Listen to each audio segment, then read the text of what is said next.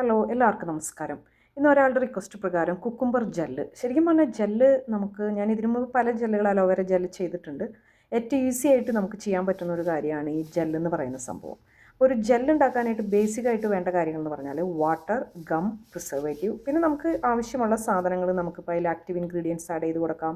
Vitamin E, glycerin, എന്ത് വേണമെങ്കിലും നമുക്ക് അതിലേക്ക് ആഡ് ചെയ്യാം. പിന്നെ ചെറിയൊരു പെർസെൻറ്റേജ് ഓയിലും വേണമെങ്കിൽ നമുക്ക് ആഡ് ചെയ്ത് കൊടുക്കാം.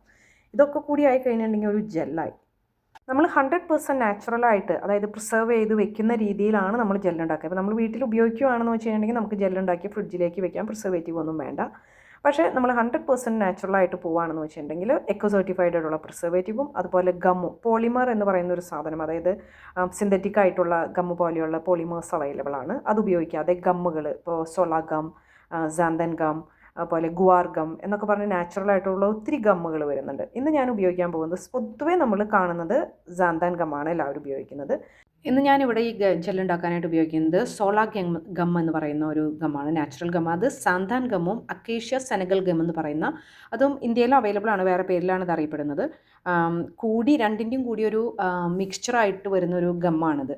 അപ്പോൾ ഇതൊന്നും കൂടി നമുക്ക് കൂടുതൽ ഒരു സ്റ്റിക്കി ഫീലിംഗ് അല്ലാത്തൊരു നല്ലൊരു സോഫ്റ്റ് ടച്ച് വരും. നമ്മൾ മറ്റേന്ന് പറഞ്ഞാൽ അപ്ലൈ ചെയ്ത് കഴിഞ്ഞിട്ടുണ്ടെങ്കിൽ മുഖത്ത് ഭയങ്കര സ്റ്റിക്കി ആയിട്ട് നമുക്ക് ഫീൽ ചെയ്യും. ഇത് നമുക്ക് ശരിക്കും അബ്സോർബ് ചെയ്ത് പിന്നെ നമുക്കത് മുഖത്ത് അപ്ലൈ ചെയ്തിട്ടുണ്ട് എന്ന് നമുക്ക് തോന്നില്ല. ആ ഒരു രീതിയിലേക്ക് വരും. അതുകൊണ്ട് ഇത് ഒത്തിരി നല്ലതാണ്.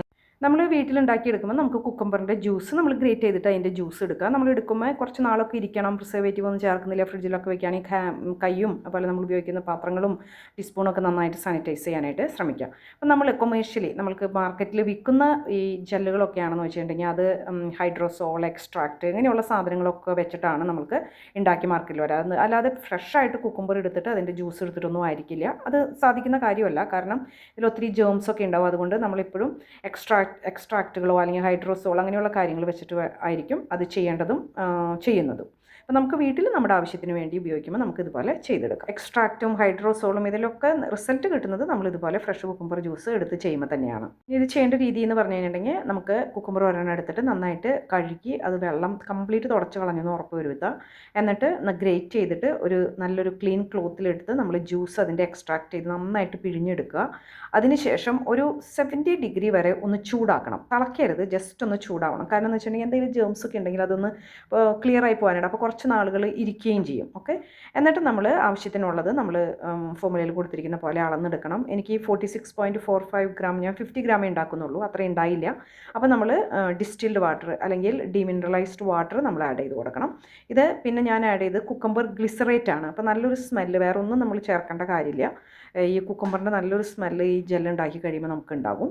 അതിലേക്ക് പിന്നെ ഇതാണ് ഗമ്മ്, സോള ഗം എന്ന് പറയുന്ന സാധനം. ഇതാണ് ഒരു വൈറ്റ് പൗഡറാണത്. ഈ പൗഡർ നമ്മൾ ഈ കുക്കുംബർ ഗ്ലിസറേറ്റിലേക്ക് അല്ലെങ്കിൽ വെജിറ്റബിൾ ഗ്ലിസറിൻ യൂസ് ചെയ്യാം. ഇനി നിങ്ങൾ 100% നാച്ചുറലായിട്ടൊന്നും അല്ല പോകുന്നത് വെച്ചിട്ടുണ്ടെങ്കിൽ സാധാരണ ഗ്ലിസറിനും യൂസ് ചെയ്യാം. ഇനി ഇതിലേക്ക് ഇടണമെന്ന് നിർബന്ധമില്ല, നേരെ വാട്ടറിലേക്ക് ഈ ഗമ്മിടാം. എന്നിട്ട് അതിലേക്ക് നമുക്ക് വേണമെന്ന് വെച്ച് കഴിഞ്ഞിട്ടുണ്ടെങ്കിൽ ഗ്ലിസറിൻ ഒഴിച്ച് കൊടുക്കുകയും ചെയ്യാം. നമ്മൾ ഈ ഗം ഇടുമ്പോൾ ഇതുപോലെ കട്ടിയായിട്ട് കിടക്കും, അത് കുഴപ്പമില്ല. കുറച്ച് നേരം അത് വെക്കുക, ഒരു അരമണിക്കൂർ 1 മണിക്കൂറൊക്കെ വെച്ച് കഴിഞ്ഞ് കഴിയുമ്പോൾ അത് അബ്സോർബ് ചെയ്ത് അതിലേക്ക് സോക്കായി നല്ല രീതിയിൽ ജെല്ല് കൺസിസ്റ്റൻസിയിൽ തന്നെ നമുക്ക് കിട്ടും. എന്നിട്ട് അതിന് ശേഷം കൈകൊണ്ട് നമ്മൾ എത്രയൊക്കെ ചെയ്താലും ഇത് അത്രയും അങ്ങോട്ട് നല്ല ഒരു ജെല്ലിലേക്ക് വരില്ല.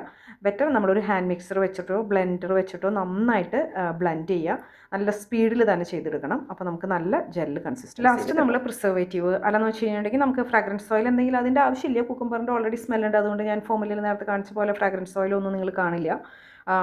നമുക്ക് ഇത് വന്നിട്ടൊരു ബോട്ടിലേക്ക് പകർത്തി, പ്രിസർവേറ്റീവ് ആഡ് ചെയ്യുന്നവരാണെങ്കിൽ പുറത്ത് വയ്ക്കാം.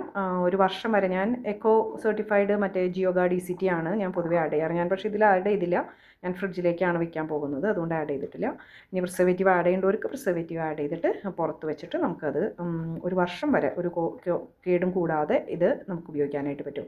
ഇനി വേറെ ഏതെങ്കിലും ആക്റ്റീവ് ഇൻഗ്രീഡിയൻസ്, ഇപ്പോൾ നയാസിനമൈഡ് വേണോ, അങ്ങനെ എന്ത് വേണമെങ്കിലും, ഇപ്പോൾ വൈറ്റമിൻ